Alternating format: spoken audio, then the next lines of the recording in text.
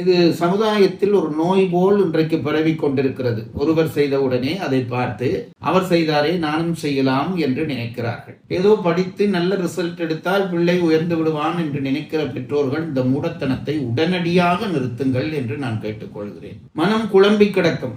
என்னுடைய ஒரு ஆசை, அது பிரம்மாண்டமாக தெரியும், இதுதான் வாழ்க்கை என்று தெரியும். ஏனென்றால் ஒரு இளைஞன் என்பவன் எங்களுடைய இனத்தினுடைய ஒரு பலம்.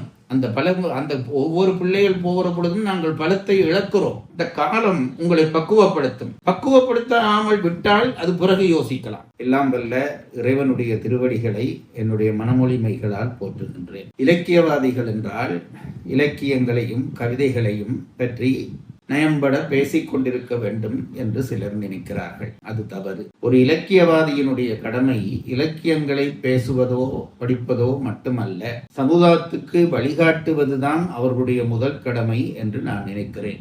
நம்முடைய தமிழ் புலவர்கள் எல்லாம் அதனைத்தான் செய்தார்கள். அவர்கள் படைத்த காவியங்கள் கூட மக்களுக்கு வழிகாட்டுவதற்காக அமைக்கப்பட்டவையே அன்றி வெறும் ரசனைக்காக அமைக்கப்பட்டவை அல்ல. இந்த செய்தி என் மனதில் சில காலமாக இருந்து நெருடிக்கொண்டே இருந்தது. எப்பொழுதும் இலக்கியம் பேசுகிறேனே, சமூகம் பற்றி சிந்திக்காமல் நானும் இருக்கிறேனோ என்ற ஒரு குற்ற உணர்ச்சி என்னை தாக்கிக் கொண்டே இருந்தபடியால் இனிமேல் வாராவாரம் சென்ற வார சிந்தனை என்ற தலைப்பிலே சில விடயங்களை சொல்லலாம் என்று நினைத்திருக்கிறேன். இந்த வாரம் நான் சொல்ல எடுத்துக்கொண்டிருக்கிற விஷயம் மிக முக்கியமானது. ஒரு சில தினங்களுக்கு முன்பாக 19 வயது நிரம்பிய ஒரு இளைய தவில் வித்வான் தன்னைத்தானே மாய்த்து கொண்டிருக்கிறார். அதற்கு பின்னாலே காதல் போன்ற பல செய்திகள் இருந்ததாக சொல்லிக் கொள்கிறார்கள். அது எங்களுக்கு முக்கியமான விஷயம் அல்ல. வருங்காலத்திலே பெரிய ஒரு வித்வானாக வரவேண்டியவன் இவன் என்று பல பேர் இன்றைக்கு அவனை பாராட்டுகிறார்கள். ஒரு பிள்ளையை பெற்றோர் பெற்று வளர்த்து அந்த பிள்ளைக்குரிய கல்வியை கொடுத்து கலையை கொடுத்து அந்த பிள்ளை முதிர்ந்து தன்னை முழுமையாக வெளிப்படுத்துகிற காலத்திலே தன்னை மாய்த்துக் கொள்வதென்பது எவ்வளவு பெரிய குற்றம் என்று அந்த பிள்ளை உணராமலே போய்விட்டது. நான் அந்த பிள்ளையை பற்றி மட்டும் பேசவில்லை. இன்றைக்கு இப்படியான சம்பவங்கள் அடிக்கடி நிகழ்கின்றன. நாங்கள் அறிவியல் படிக்கிறோம், விஞ்ஞானம் படிக்கிறோம் என்று எல்லாம் சொல்லிக் கொள்கிற இளைஞர்கள் புறத்திலே இருக்கிற பலத்தை அகத்திலே கொள்கிறார்கள் இல்லை. அவருடைய மனம் மிக மென்மைப்பட்டு போய் கிடப்பதாய் தோன்றுகிறது. ஆகவே சின்ன பிரச்சனையை கண்டதும் அவர்கள் சோர்ந்து போகிறார்கள். மரணம்தான் அந்த பிரச்சனைக்கு தீர்வு என்று நினைக்கிறார்கள். இது எவ்வளவு பெரிய கொடுமை என்று யார் சொல்வது என்று தெரியவில்லை. இது சமுதாயத்தில் ஒரு நோய் போல் இன்றைக்கு பரவி கொண்டிருக்கிறது. ஒருவர் செய்தவுடனே அதை பார்த்து அவர் செய்தாரே நானும் செய்யலாம் என்று நினைக்கிறார்கள். நான் ஒன்றை முதலிலே அழுத்தி நம்முடைய இளைய தலைமுறையினருக்கு சொல்லிக் கொள்ள விரும்புகிறேன். இந்த டீனேஜ் என்று ஒரு வார்த்தை பிரயோகத்தை ஆங்கிலத்திலே எல்லோரும் சொல்கிறார்கள்.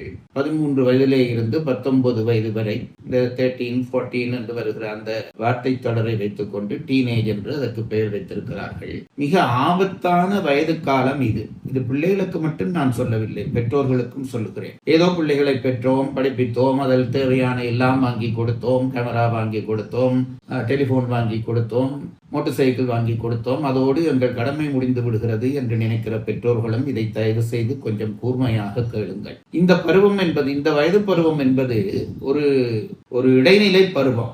எப்படி ஒரு நாளிலே காலையிலே பகல் மாலையிலே இருள் என்ற நிலைக்கு இடைப்பட்ட ஒரு நேரம் இருக்கிறதே மாலை பொழுது என்று, அந்த இடைப்பட்ட நேரம் என்பது ஒரு மயக்கத்தை தருகிற நேரம். அது காலையும் இல்லை இரவும் இல்லை. அதுபோலத்தான் பிள்ளைகள் வளருகிற காலத்திலே அவர்கள் குழந்தை பருவத்தை தாண்டி இளமைக்குள்ளே கால் வைக்கிற அந்த பருவத்தை தான் டீனேஜ் என்று சொல்கிறார்கள். அப்பொழுது அவர்கள் குழந்தைகளாகவும் இருக்க மாட்டார்கள், பெரியவர்களாகவும் இருக்க மாட்டார்கள். இந்த தடுமாற்றமான மனநிலையிலே அந்த பிள்ளைகளை ஏதாவது ஒரு விஷயம் தாக்கினால் அவர்கள் உடைந்து போகிறார்கள். இதுதான் உண்மையான காரணம். ஆகவே இந்த பருவத்திலே இருக்கிற பிள்ளைகளை பெற்றோர்கள் கவனித்தபடியே இருக்க வேண்டும். ஏதோ அவர்கள் கேட்பதையெல்லாம் வாங்கி கொடுத்ததோடு தம் கடமை முடிந்தது என்று நினைத்தால் இத்தகைய சோகத்தை தான் தாங்க வேண்டி வரும். பிள்ளைகளை நாம் பலவிதத்தாலே பலப்படுத்த வேண்டும். நம்முடைய பெரியவர்கள் அந்த காலத்திலே இறை நம்பிக்கையை சிறு வயதிலே இருந்து ஊட்டியதற்கு காரணம் இருக்கிறது. இன்றைக்கு அது பற்றி பெற்றோர்கள் கவலைப்படுவதில்லை.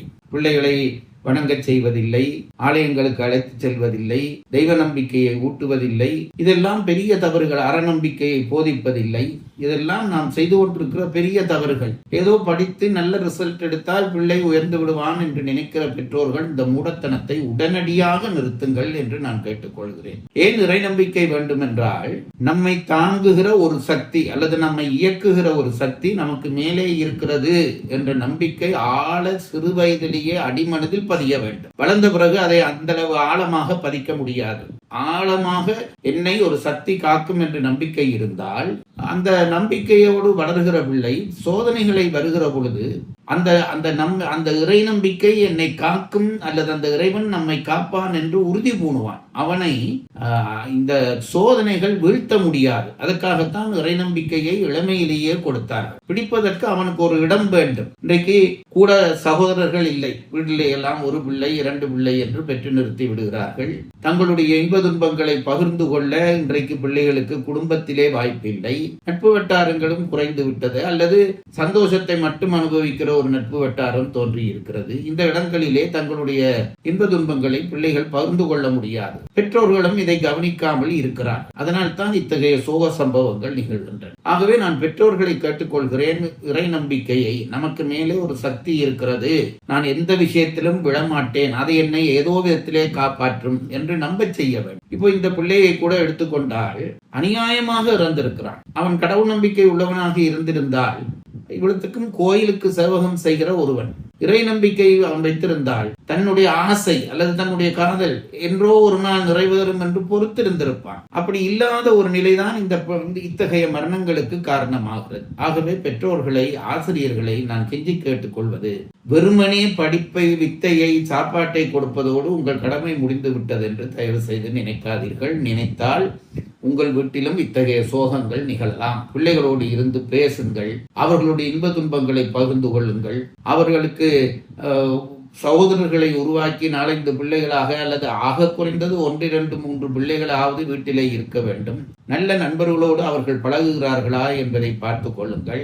இடையிடை பிள்ளைகளுக்கு தெய்வ நம்பிக்கை பற்றி சொல்லுங்கள், வாழ்க்கை அனுபவங்களை சொல்லுங்கள், எத்தனை சோதனைகளை நீங்கள் தாங்கி வந்திருக்கிறீர்கள் என்பதை சொல்லுங்கள்.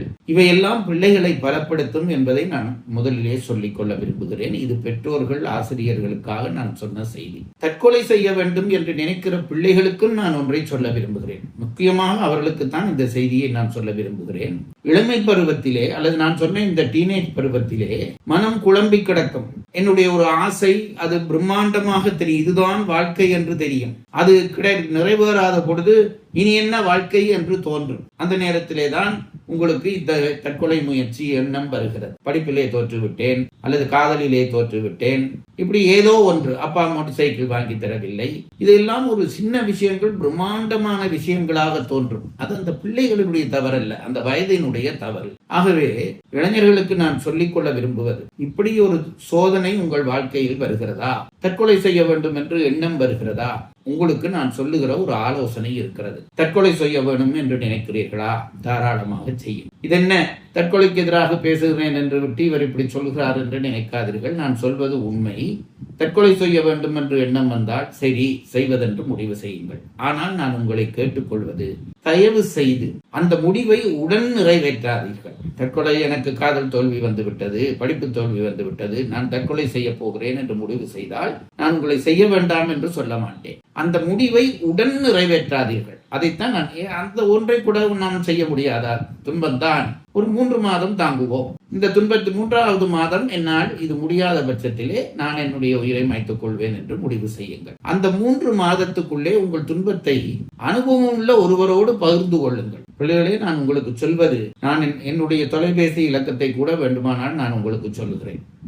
23605225 இதுதான் என்னுடைய நம்பர். நீங்கள் இப்படியான எண்ணம் வருகிற பிள்ளைகள் தயவு செய்து என்னோடு ஒரு தரம் பேசுங்கள். நான் உங்களை இது தாழ்மையோடு கேட்டுக்கொள்கிறேன். ஏனென்றால் ஒரு இளைஞன் என்பவன் எங்களுடைய இனத்தினுடைய ஒரு பலம். அந்த பலம், அந்த ஒவ்வொரு பிள்ளைகள் போகிற பொழுதும் நாங்கள் பலத்தை இழக்கிறோம். அதனால் தான் இதை நான் உங்களுக்கு சொல்கிறேன். அப்படி எண்ணம் வருகிற பொழுது பேசுங்கள். ஒரு 3 மாதம் தள்ளி போடுங்கள். அந்த 3 மாதம் வேதனை அதிகமாக இருந்தால் அது மற்றவர்களோடு யாராவது அனுபவம் உள்ள ஒருவரோடு பகிர்ந்து கொண்டு கொஞ்சம் அதை தாங்கிக் கொள்ளுங்கள். கொஞ்சம் கூட தாங்க முடியாதா?